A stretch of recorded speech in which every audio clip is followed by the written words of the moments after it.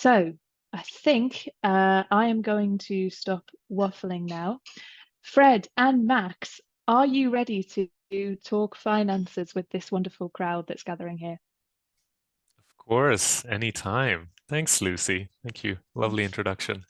And hi, Max. Nice to see you. We should probably introduce ourselves before we take a look at the agenda today.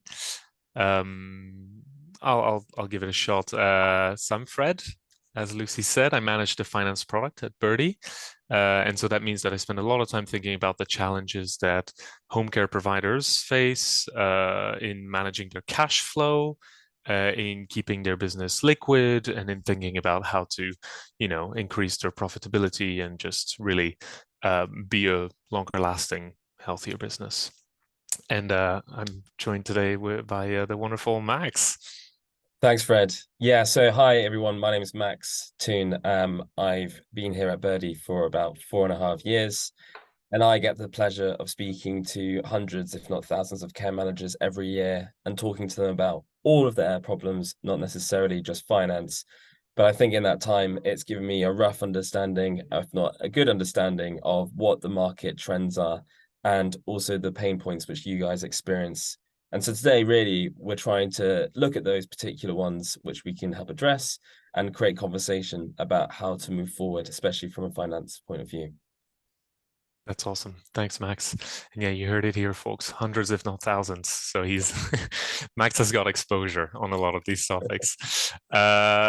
Here's what's on the schedule for today. We'll have a first part where we'll introduce a little bit the topic and kind of what we're all here to talk about today. We'll look at the benchmarking tool that Birdie put together and the method behind it. We'll do a test run of that and explain to you how to use it to essentially diagnose your business health. And then in a second part, we'll look at the next steps from there. So how do you use this diagnosis to get to a prognosis, to make decisions around your margin and make decisions around how to stay ahead of, the ever-changing economy and market. So that's what we'll do. And as Lucy said at the beginning, just to reiterate here, there's a Q&A box, so feel free to just go ahead and put questions in there. We'll have a Q&A session at the end, but definitely a good idea to go ahead and put some questions in there. Lucy may be able to answer some of them, and if not, we'll get to them at the end, and we'll cover all of those within the time that we have. Awesome. So let's get started with this first part with a little introduction. So as Max said, and as I going said in to my stop introduction, we waffling talk now. to a lot of agencies all the Fred time, and Max, are you ready it's really important for to us to really talk understand finances with the this wonderful difficulties and the crowd that's challenges gathering that you here? face, in particular for me anytime. from a financial perspective. And so Max throughout this time has also managed to gather kind of a really good overview of those different challenges. And here's a few of them if you want to talk us through them, Max. Yeah, sure. So look, every kind of care provider, depending on like where they live or where they provide care, experiences slightly different problems. These are the few which I've been hearing quite a lot at the moment or over the years. I think firstly is that there seems to always be the margins are obviously, razor thin in this industry. And or they're known for that. And really, it really depends, on how well you can do that margin. However, there always seems to be a conflict between how much the councils will pay and how much the actual cost. And I've actually been speaking to care providers who genuinely are taking a loss on some of their contracts because the cost of actually delivering that care is relatively high in comparison to the actual money which they're receiving from the councils. And they do that in order to try and get ahead, to try and build up a client profile. However, that does sometimes leave them vulnerable. And I'm interested to know how other people who've experienced that as well. The other factor which I also hear of as well is people having a huge amount of invoices which have not been paid yet. And so they're vulnerable from a profile where they're basically not necessarily receiving the cash flow, they're not as liquid, and that ultimately means they can't be as dynamic in their care. and they're feeling more reactive rather than necessarily proactive. And that kind of like swills into the complexity of managing a cash flow. If you've got multiple different councils with different contract providers, and they're also do things on different ways, it means that trying to forecast for the future and understanding that cash flow can ultimately be a tricky situation. But then also running payroll in this industry, recruitment is obviously one of the most pressing pressures on care providers. And so when I've been speaking to some of my clients, the way that they've been trying to help acquire more carers, or care professionals, as we like to call them at Birdie, or how to retain them, is providing them with a better payroll process. That might be that they pay higher in certain areas to encourage care professionals in that area to move over to care.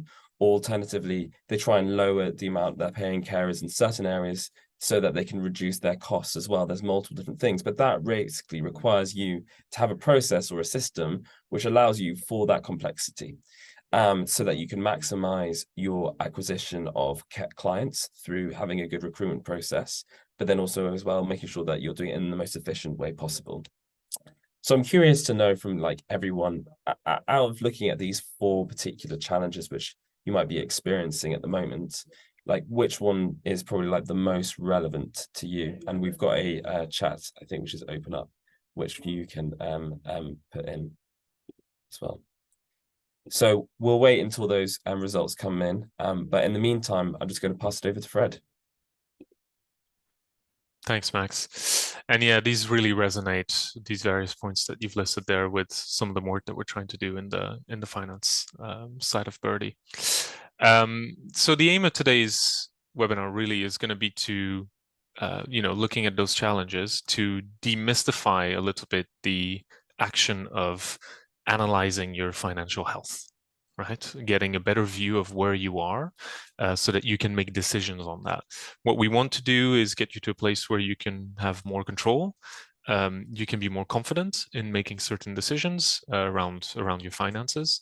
And we believe that that can be achieved through a better understanding of your finances, a better view of where you are, of how your costs are spread out, and of how your operation compares to other agencies in the field.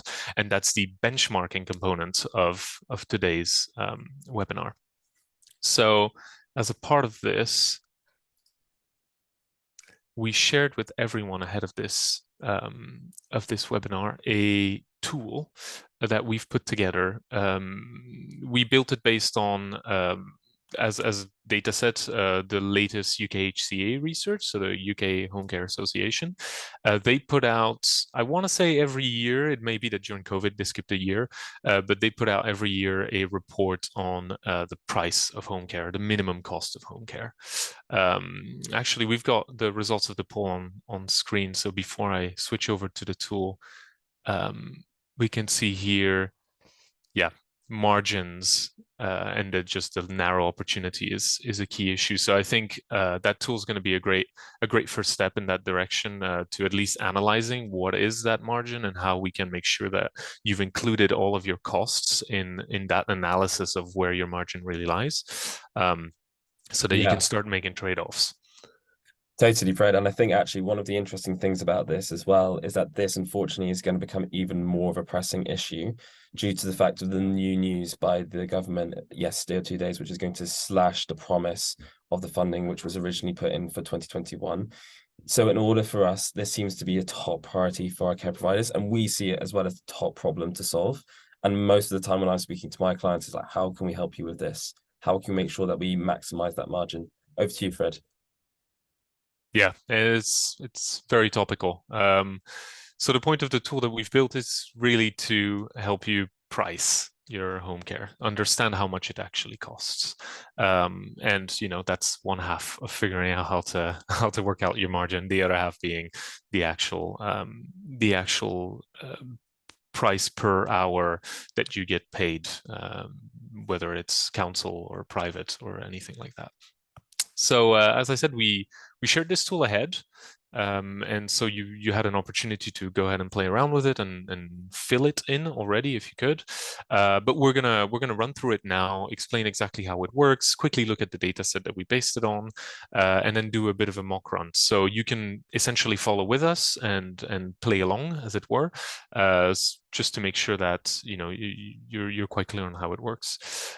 So before I switch over to the tool, because I'm going to change my screen share here, what we'll be running through is, as a costing and benchmarking tool, we're looking at how it's structured, what each of the fields mean, how to use it, and we'll look at what happens when you fill it with mock data and what data points move your margin up or down.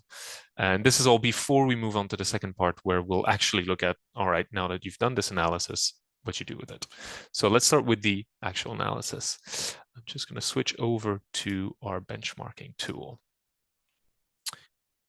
And apologies, here we go. All right, so here you should be able to see on screen our Birdie cost benchmarking tool. There's a lot of explanations here. That's just to make sure that you can use it without us around. But I'll just skip to the bottom section here, which shows you a little bit of the background information on which we built this. This is built on the UKHCA's latest report, the 2023 report on the minimum price of home care. You can see here a whole breakdown of these various costs, and it's for the financial year 23-24. So that's April to March 24 next year. And as you can see, it's a lot of different fields and they're all broken down. And what you're really looking at here is an average. So they've actually gone out and done extensive research where they've broken down what the average cost of each of these different lines ends up being across the industry within home care agencies. We've done with this is we've built a tool that helps you much more flexibly and easily use this data to analyze your own business health without having to unpick every single line or anything like that. So let's look a little bit at what those different fields and columns mean. On the left, you've got a budget lines section here, which is divided into two separate sections. Your care worker costs, which are essentially your like strict cost of delivery of care. So the cost that it takes for a person to go and deliver care. And then your business costs, which at the end of the day have an impact on every single visit that you deliver or every single shift. It depends on how you're structured, but essentially the hour of contact time will have a dependency on those other costs and the costs associated with those other business overheads. So this column really just lists these various items. In the future, if you've got any doubts about what they mean, we've tried to be as clear as possible with some little detailed information in the overlays here. So you can always go through and look at them again. We will walk through them as we fill in the mock. Then we've got the input column, and that's everything in teal is where you want to go and input a piece of data. Everything in white, we've formatted it so that it will automatically calculate certain things for you. An example of that is wage on costs. We've rounded out what the average national insurance, pension, holiday, training, sickness, and notice are for the average worker in that time.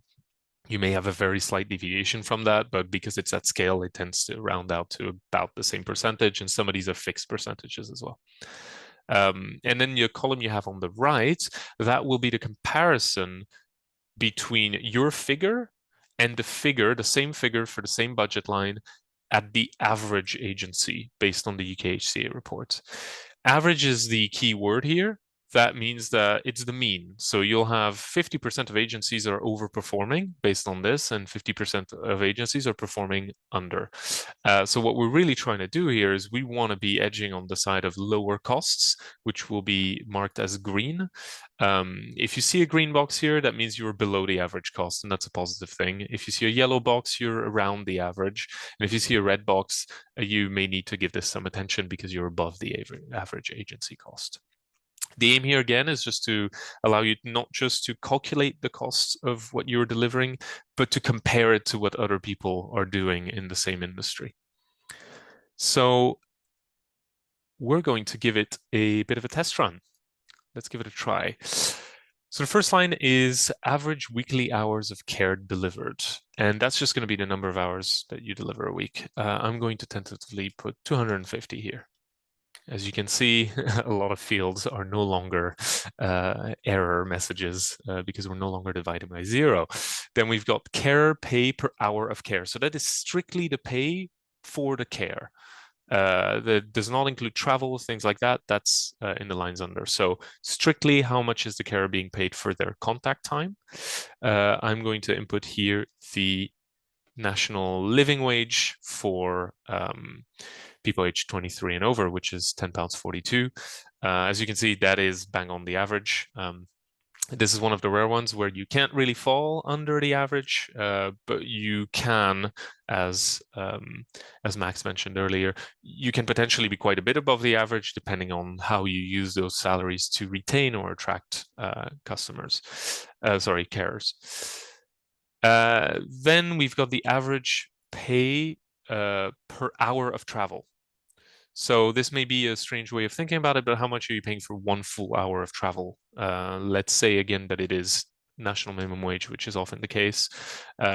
You can actually adjust that to also reflect the average mileage within that time. So let's say I want to include mileage in here, and I'm going to say it's £13. That's how much I'll round out to.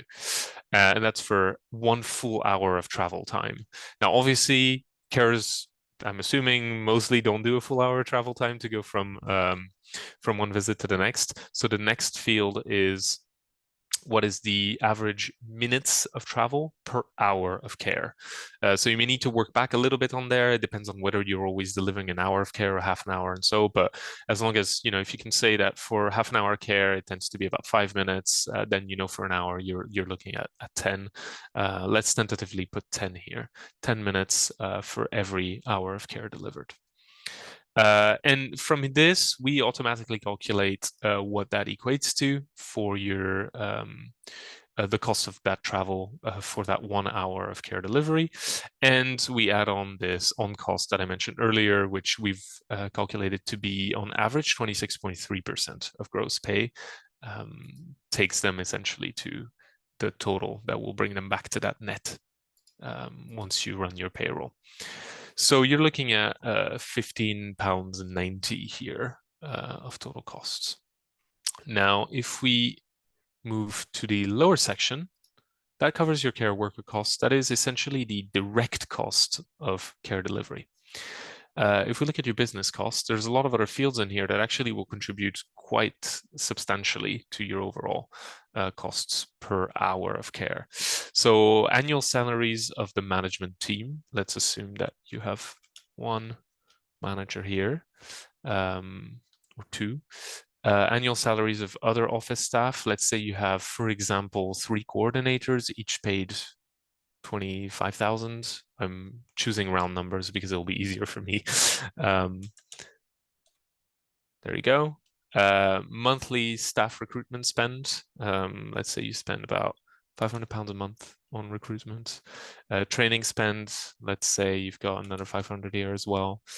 Monthly rent, rates, and utilities. Let's call that 1,000. IT telephone costs, so that's your software, anything, if you're supporting your carers and the devices they use or anything like that, you would aggregate that all here. So let's call that 500. PPE and consumables speaks for itself. It's any of the disposable things that carers use during delivery, the course of business. Let's call it per month. Obviously, all these figures are per month, except for the annual figures at the top. And finally, the finance, legal, and or professional fees. That includes things like your insurance and things like that. Let's call that 1,000, for example. So this will add up to your total business costs for that 1 hour of care. So we've automatically rounded it out for you and divided it down by all the different time metrics so that we can get to that 1 hour of care. So here you can see with the example I used, for the amount of hours of care delivered a week, we are quite a bit above the average agency spend with some of these costs. At the bottom, you can see the total cost per hour of care delivered. That is going to be the sum of your care worker costs and your business cost per each hour of care. And then under that, you've got your average billable charge per hour of care, which is the last field to fill in, and that is how much you get paid for that hour. So I'm going to say that it's 32, just for the sake of staying in the green, because we've gone quite high on the costs. The two outputs you'll have at the bottom is your net profit per hour of care. So here you can see it's 4.2%. And the net profit expressed in pounds. So it's £1.30 per hour of care delivered is net profit here. Once you've removed all your business costs, etc., that's what you'll end up with. So a thing I want to look at here is once you've done this exercise for yourself and you've filled in all those fields, two things might come up. First one, you may have other fields or other types of costs that may not fall in some of these. We've tried to be as general as possible and to combine as many sections as possible from the UKHCA report so that it could be quite holistic. If anything falls out of any of these categories, I would recommend just putting it in the closest category that you can find. The comparison to the average agency may therefore look a little bit high, but that's just due to that extra field not fitting one of these. Again, as I said, finance, legal, and professional fees, for example, it can be quite a wide range, and that includes in the UKHCA reports insurance and etc. So do add those costs there. The other thing that will be of interest is what the impact of small changes can be on your margin at the bottom. And this is a form of segue into our next exercise, which will be looking at how you can influence your margin. But you will notice when you're running here that, for example, the average minutes per hour of care can make a huge impact on the margin at the bottom. If I'm moving these average minutes from 10 to 8, we can see I haven't pressed enter yet. We had a margin of 4.23%. We moved to a margin of 6.1%. There's a substantial difference for 2 minutes less of travel per hour of care. Similarly, and we'll touch on this later, very heavy administrative processes will require you to have more office staff. The cost of having one office staff less can have quite a big impact depending on the size of your business, of course. But in this case, when we're looking at maybe a medium-sized agency or a small-sized agency, even depending on the area, if you remove one of the office staff here, so we said 3 coordinators at 25,000, you can see that the impact is almost doubling your profit per hour of care, which is substantial. And this is where the tools you use and the processes you follow can have a huge impact. Max is going to talk more about this in a second. But essentially, this is how this tool works and how we've designed it to work. We'll talk at the end about how to maintain it, how to keep it going when things change, because things will inevitably change. But for now, I hope that this was a helpful way of understanding how to use this tool and of starting to play around with those figures and moving various figures to see what actually contributes to what, and you have things that may feel like they're huge contributors to your costs, like certain, training spends, but actually, when you make changes to that, you may notice that that actually is not one of the main contributors to your profit margin, and there are other things that could help you make a real difference on your bottom line at the end of the month. So with that said, I'm going to go back to our presentation right here. Here we go. And move on to this second part now. So we're going to look at two main, we have two main goals for this second part here. The first one is look at how you can increase your margin. And the second one is how you can stay ahead of change, because that is really essential in this context. Increasing your margin is only good if you're able to maintain that and to, Max used the word proactive earlier, to proactively kind of move ahead of things, of challenges that are coming your way. So Max, I think you've got quite a lot to say about how to increase the margin. It's such a big topic in the industry, and just in general, it's the lifeblood of your business, right?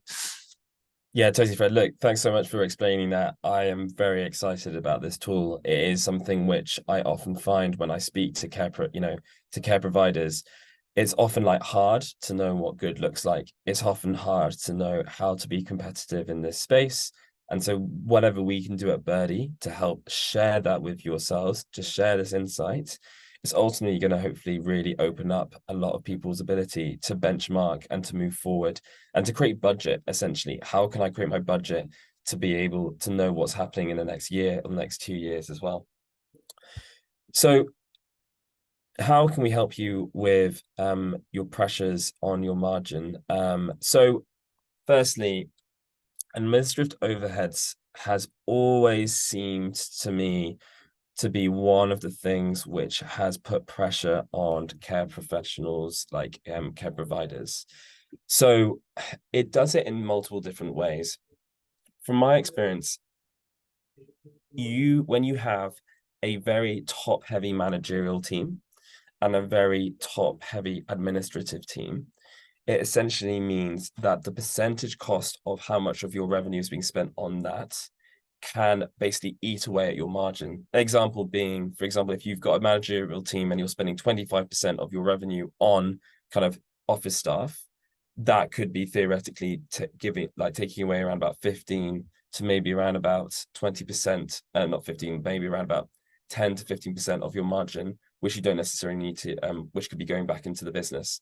Now, people see it in two ways. They can see that, right, okay, I'm either going to I can reduce my office staff down by automating processes, whether that be auditing, whether that be kind of like reporting building, whether that could be kind of like reducing paper cuts within rostering or actually achieving those financials. And I would really recommend after this meeting, really take a hard look into where all of your office staff, where they're spending their time and where you can recoup hours here, tens of hours there, and ultimately quantify that and understand how to like really minimize that down as best as possible. Some agencies I speak to are able to get their the cost of their office staff looking at maybe like 5% of their revenue, but maybe like around about 10% seems to be okay. But if you want to be competitive and take the next step, that's around about 5% is normally where I think people can maybe look for as well. Now, one of the other things you also have to remember though is that fair enough, I speak to some people, they're like, look, I don't want to fire my staff. I'm not going to get rid of them, my staff. They're great staff. I want to keep them. And I'm like, that is fantastic. That's absolutely fine. But their time is still money as well. And so from an opportunity cost point of view, moving into the second point of view as well, is that if your administrative costs are quite high, it means that time is being taken away from other priorities in the business. And one of those priorities will be your growth. If you have a manager who is spending 50% of their time mopping up ineffective processes, that means that you could potentially be, it could be slowing down your growth by them taking that time away from them to apply for tenders. I speak to a few companies at the minute. Someone was applying for an enablement, and they said their current system or their current process was genuinely stopping them grow the business by maybe around about 5 to 20%, maybe even 30%. And if you think about it, you're an office, you know, you own this business basically at the moment, right? And you have invested a certain amount of time, you've invested a certain amount of financial resource as well. You want to see a return of your investment. Now, if your growth is being slowed by 25%, that could be the difference of you making your money within 5 years or within 4 years, basically, or even 3 years. And ultimately, that means that over the course of maybe 10, maybe 20 years, you could be around about 50% of the growth which you wanted to expect if you weren't putting in automated processes. You look at the likes of Netflix, you look at the likes of Amazon, Google. I mean, just down the road from us in Chancery Lane, Tesco are now basically automating the check-in and check-out process. So you do not need to do the check-in and check-out. You just pick up something and it will check, it'll know that you've picked it up and you can walk out of the door. That is going to save so much time and money for Tesco. And that's really where we think the next barrier is for care. That's how we can help you unlock resource to maximize your growth, enable you to achieve those objectives which you want to be able to do. So I think these are really interesting points. But first of all, moving then also into the second point even more, is ultimately how to ensure that you don't lose out on revenue. It is critical that you not only maintain your current clients, but then also grow them as well. And one of the things which we hear, which normally people lose revenue, is losing council contracts within a moment's notice. I've heard of care providers lose 50% of their clients overnight because the contract application, their contract expired. They weren't fulfilling certain quality benchmarks, which ultimately meant that they were hugely vulnerable. Ensure that you have a watertight compliance process to mitigate against any of that risk. We're hearing that 41% of care providers out there at the moment are either losing contracts or closing down due to the fact that they cannot serve the actual care which they've been given. They cannot serve these contracts, which is ultimately costing them so much money, and it's a risk. It's sometimes a bit like a ticking time bomb. Make sure that compliance is watertight. Do not let anything lead to any margin for error in that respect as well.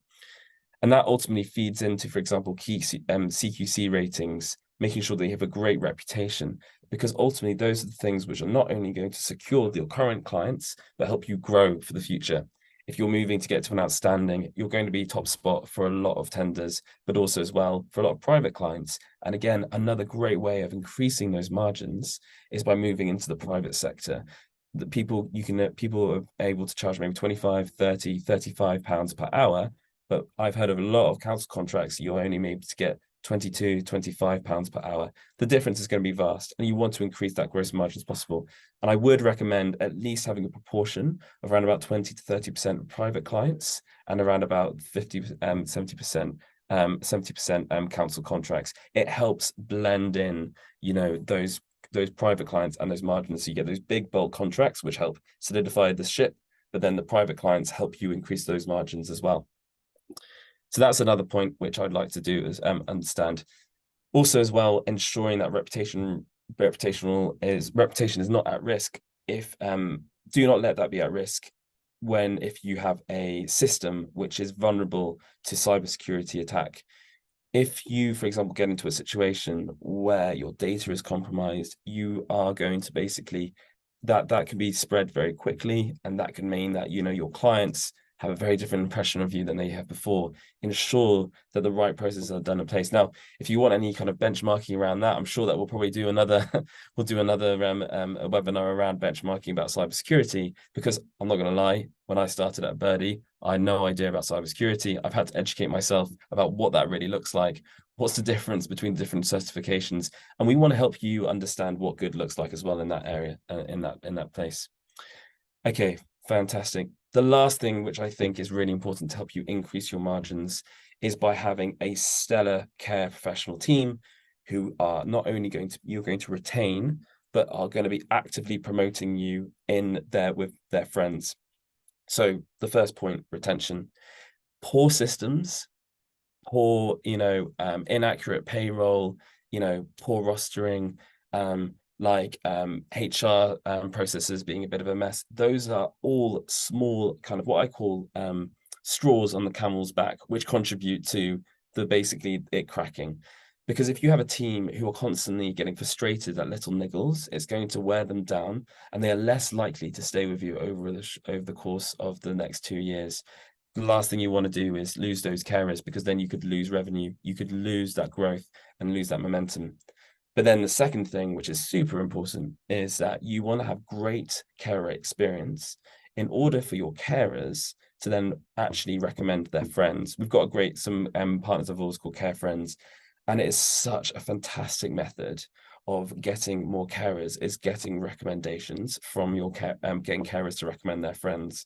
It's powerful. It can help you grow the business very quickly, and it's actually the cheapest method.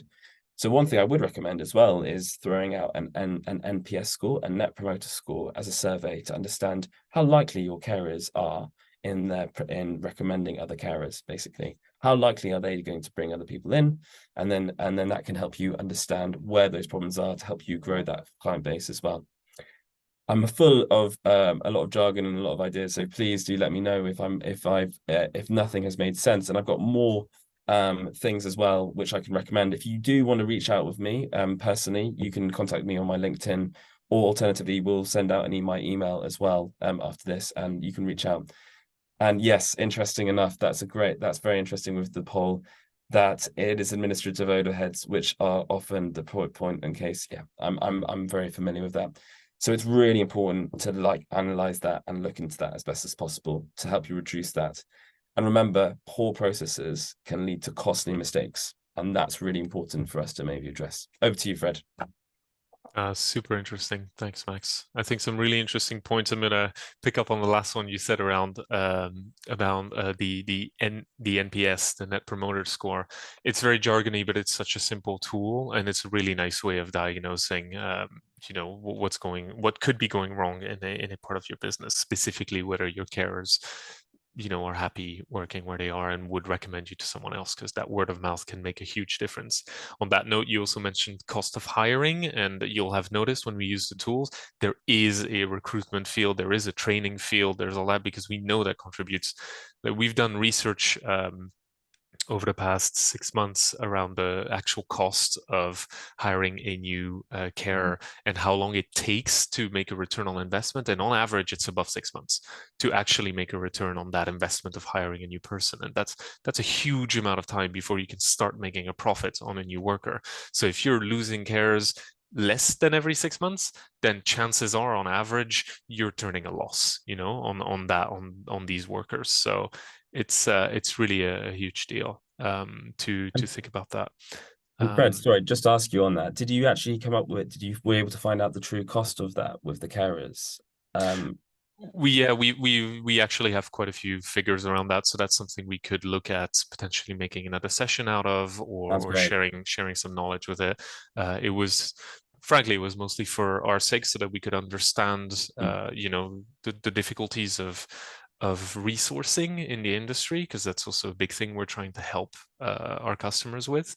But yes, I think there will be more to come on this, especially from some of our teams that are really focusing on the carers experience and on the costs of maintaining that kind of community of carers who at the end of the day are the people who every day are delivering your actual service, right, to every single client you have. Yeah, I think that's very interesting. And a last note that I want to reinforce as well is around essentially diversifying your portfolio. Private versus public really does.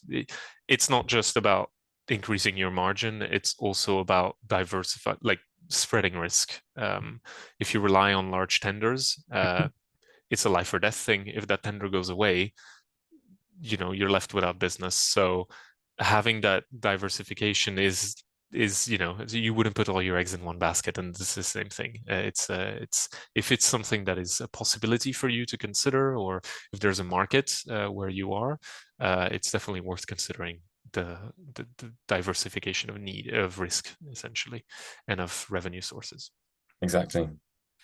Super interesting. Thanks, Max. That was really cool. And I think we can look from having looked at how you can think about your margin and impact your margin with different kind of strategies. Another thing that I would like you all to take away with you today is good practices to be able to maintain this analytical capabilities, right? When you're looking at your business, how do you keep looking at your business and stay ahead of change?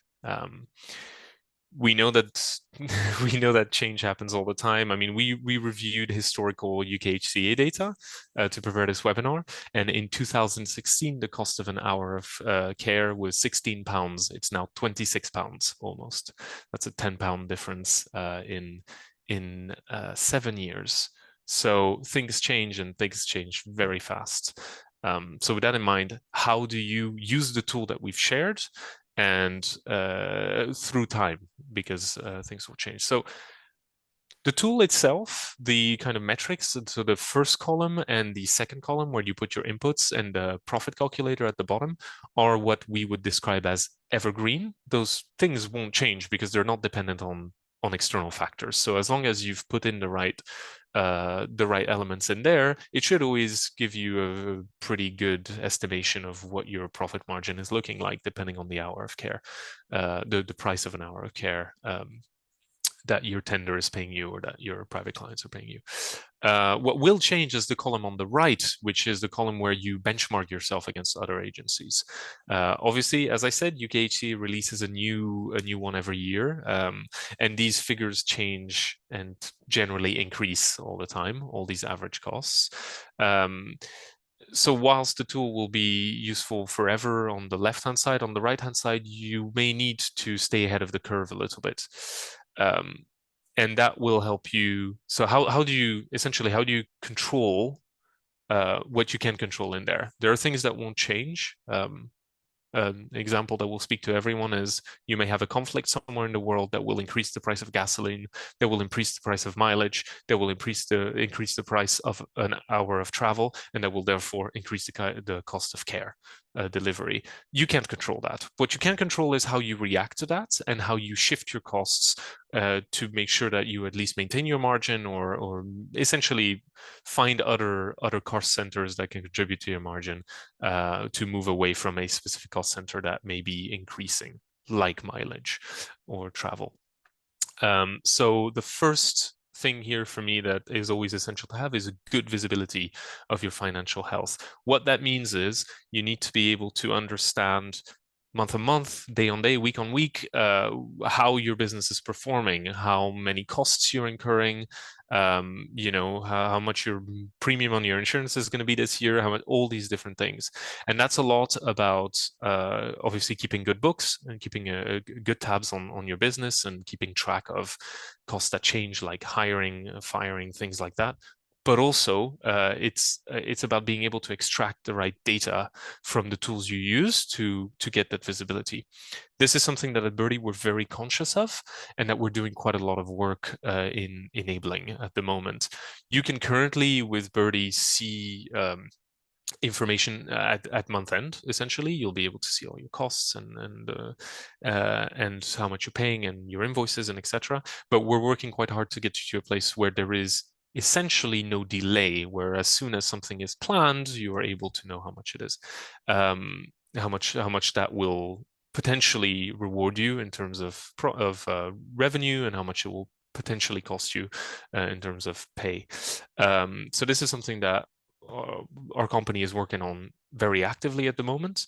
But in the meantime, we actually have tools that allow you to do this without having to go through invoicing and payroll. So without having to do the work yourself, we've got an entire analytics section, which has tools like our profit and loss reports, which, Max, I know that you've gotten a lot of really positive feedback on that one. It can be a game changer for people to have that information basically there without any work. Totally. And it's funny actually, right? Because either people are either doing two things. They're either manually having to work it out themselves, which is completely ineffective use of their time, and actually is so prone to errors as well. Because I don't know about you, Fred, but whenever I'm manually moving around data myself, I'm not necessarily like with human error just being a constant threat. That can also jeopardize the integrity of the data. So they're either doing it themselves, which takes more time and is less accurate, or they're not doing it. And if they're not doing it, that just basically means that they're going to be blind to possible fires, which could ultimately become bushfires, as it were, could become integrally problematic for a care provider. Example being, if there are 3 or 4 of your clients which are genuinely eating away at your margins for a serious amount of time, and you've only got 20 clients, fundamentally, that could be 25% of your revenue, 25% of your supposable income actually eating away into your margins. And so without really having a good view on that, it can often mean that care providers aren't able to grow or risk their current revenue which they've got. So I'm always super excited. And Fred, whenever we've had a good conversation about this, you've got some kind of great ideas more about how to ensure that as well. So I'm quite excited about that. Yeah, it really is where we think that the future of finance for this industry lies, is in just getting that, essentially that complete transparency, complete visibility, because without that, all the other things that you want to do are impossible. If you don't know at the very least everything that's happening right now, it'll be very difficult to deal with the past, and essentially impossible to deal with the future, because you don't have that visibility. So, and I think that's the next step, right, is forecasting. Now, forecasting can be done. So that's another example as well. Our analytics solutions, our reporting solutions, have some predicting capabilities. So they're estimated, of course, because any kind of forecasting is an estimate. But an example is our holiday pay tool, just as an example, will tell you essentially how much the cost of holidays should be in about a month's time, because we estimate based on past performance, on how often people take holiday days, what the average cost of an hour of holiday is, and all of that. And we've got reports that essentially have that kind of algorithmic capability of telling you these are the things that are coming down the pipeline. And this is an example that applies to a few of other reports. But generally, you gain a lot of forecasting ability by being able to look at the past really carefully. So if month on month you notice that, for example, the cost of I'll use the same example. The cost of a utility has gone up. So the cost of fuel has gone up. You will notice the price of mileage go up. You will notice that change happen. Assuming that there is a change in the pay to your carers. And this is where, as you see this trend, you can start to plot, this is what is currently happening. I need to get ahead of this curve. If you see it very far into the past, so if you're very reactive and you only observe it once it has had a major impact to your business, once your margin fell by 2-3 points or something like that, you'll hopefully still be fine, but you've taken a hit that your business didn't necessarily need to take, and that you may have been able to get ahead of had you had that visibility that allows you to tentatively forecast into the future by observing these trends. So one of my recommendations would be use the tool and use it on a regular basis, and make a note of where, essentially a snapshot. You can even take a screenshot and save it into a file somewhere, but just make a snapshot of that, or keep cloning it and create new tabs so that you can see your costs moving. You can see those trends. You obviously will have either an accountant or some kind of bookkeeping tool and all that, which will have that very precise information. But this tool is a way to get that instantly, really high level, and to see trends without needing to go and open up QuickBooks and dig into data. So that would be my first piece of advice here. Get the visibility you need and start forecasting by identifying trends and by repeatedly using that tool. And finally, how do you continuously diagnose, knowing that things change? This is where the UK HCA reports can be really useful. You can see these kind of wider industry trends. Every year they release a report. We may consider in the future updating our templates so that it includes these new figures. But for now, you're able to, at the very least, go and see what has changed and observe those things. It's always public. It's very interesting information. And it's worth at least 5 minutes of your time to run through and understand what is the rest of the industry doing. Am I in keeping with these trends? Am I performing over, or am I performing under? So yeah, using these diagnostic tools, keeping note of trends, and looking at research that other companies are doing freely for us, other associations and all that are actually spending the time to make this data available.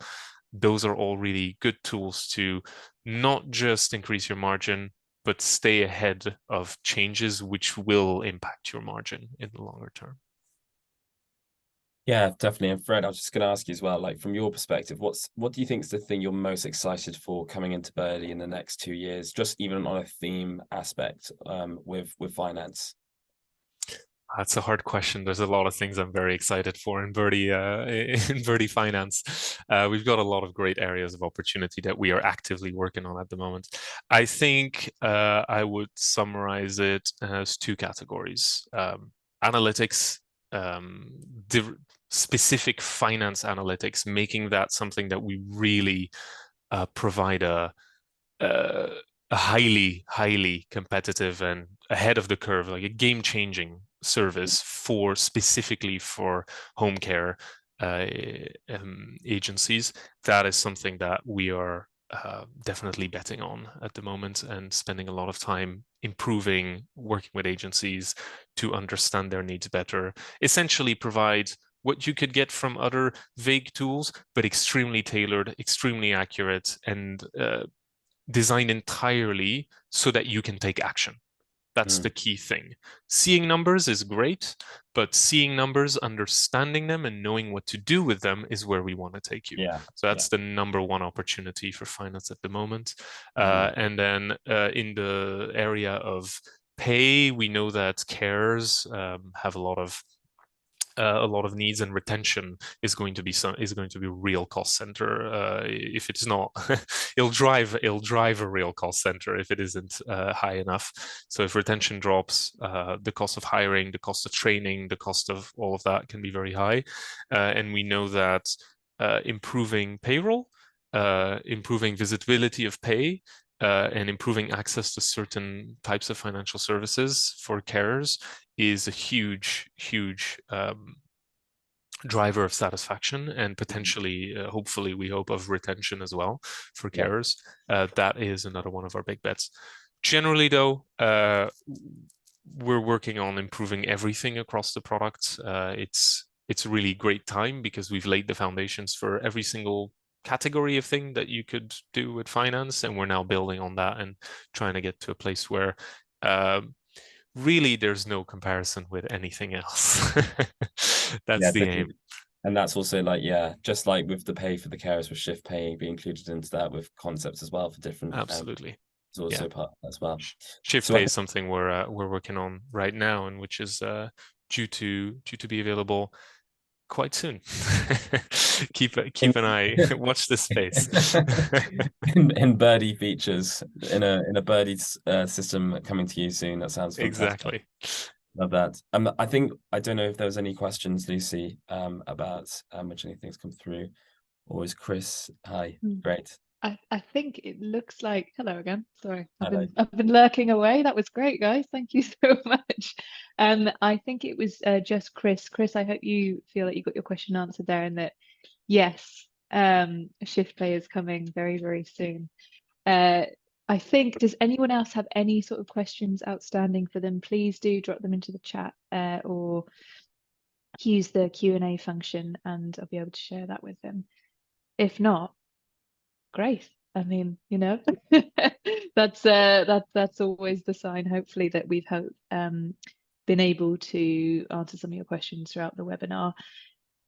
I think I'm just going to take this time then to thank both. Oh, thank you, Lenny. I'm going to take this time to thank both Fred and Max for a very, very useful webinar. It's really important to us that we actually do something that's helpful and useful for our partners and beyond. So do let us know how you found the webinar. There will be a survey link at the end, so please do let us know how we did, and we can always work to improve and do more content like this and help deliver further. Thank you so much for joining us. It truly is appreciated, because it's not that easy to get a lunchtime away.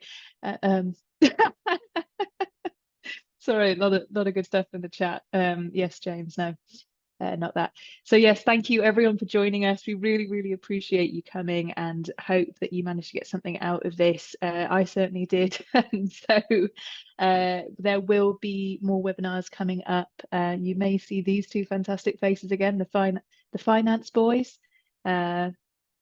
Probably not, actually. Let's not call you the finance boys. Doesn't sound very very charming, does it? So it's okay, yes. We'll take it. Thank you so much for coming, everyone. I think we're going to wrap up here, as there's been no additional questions. Thank you so much. You will send a copy of this webinar and the calculator tool to you in an email tomorrow. So you've got everything on demand and ready to use it. Please do keep an eye out for any upcoming webinars. We've always got a great series of things coming up. And yes, so I think before I continue to ramble, thank you, and please have a wonderful rest of your Tuesday. Oh, one more question. You slipped right in there. Will the data, did you see this, Fred, in the chat? Let me see. One more question for Fred. Will the data that relates to a visit overrunning or underrunning be available to the confirm visits page? As currently I need to have 2 tabs open and manually go through each visit. So I'm imagining here you're referring to having a rostering page open and the confirm visits page open. We're currently working on how visit confirmation work. Actually, shifts will be the first implementation of a slightly different model that hopefully suits your ways of working better and the actual journey that you have to go through when you are confirming information so that you can pay. That's the first half of the answer, is we are working on something that's a little bit different. The second half of the answer is we're working on improving the way that the discrepancies filter in visit confirmation looks. That will be coming at some point. We don't have an exact date, but it's part of a set of improvements that we're working on, essentially a backlog, as we would call it, of improvements that we are actively making our way through. So hopefully these two things will get you to a better place in confirming visits and shifts. Hope that helped. Yes, hope that helped, Chris. So yeah, another one of it's coming. we've seen you, we've heard you, and yes, thank you so much. This kind of feedback for anyone who is a Birdie partner, I hope you'll see feedback is incredibly important, and this drives us to get the product to be exactly what you need it to be for your business. We are now at time. So thank you everyone for joining. Expect to see that email tomorrow with the webinar and the tool. Thanks once more to Fred and Max, and have a wonderful, wonderful rest of your Tuesday and rest of your week. Thanks all. Bye. Thanks so much. See you later, everyone. Bye.